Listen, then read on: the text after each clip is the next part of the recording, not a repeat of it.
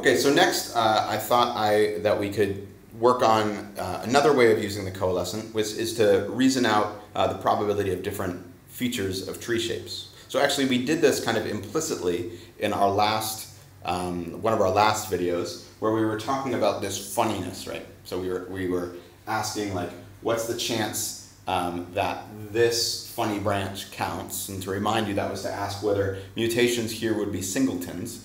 And to remind you, that was to see the total number of singletons. So we've already asked the question, what's the chance that this individual is sister to all the other ones? That it does not participate in any coalescent events until the last event.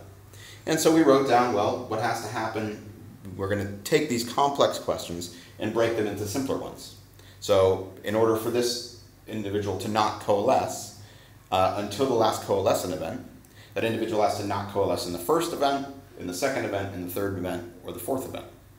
And so we wrote down that that is basically n minus 2 over n. So that's the chance that this individual is not one of the 2 out of n lineages that coalesced in the first event. And then for the second event, now we're down to n minus 1 individuals, or lineages, of which all but 2, of which only 2 coalesce. So the chance it doesn't coalesce is this, times the chance it doesn't coalesce is this. And so actually, if we write this down, so this is going to go, if it's 5, then we have 1, 2, 3, 4 events which it has to not coalesce. So 1, 2, 3, 4.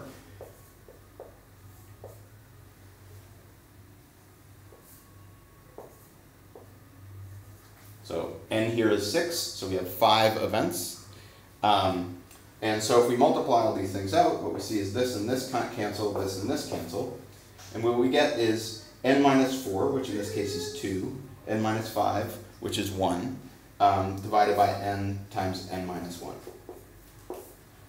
And so overall, we can write down the probability that this individual is sister to all the others as the probability that this individual does not coalesce until the last event, which is equal to this summation. So we've done it here for n equals 6. Let's do it if n equals 7. So if n equals 7, that just means there's one more coalescent event. So then this would be n minus 6 divided by n minus 4.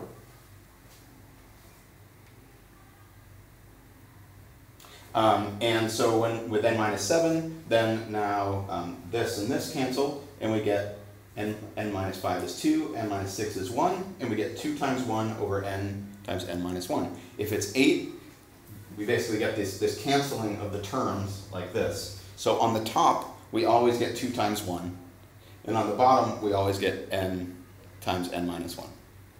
And so here we have our first result in terms of the probability that the tree shape has a certain feature. In this case, that one lineage is sister to all the others.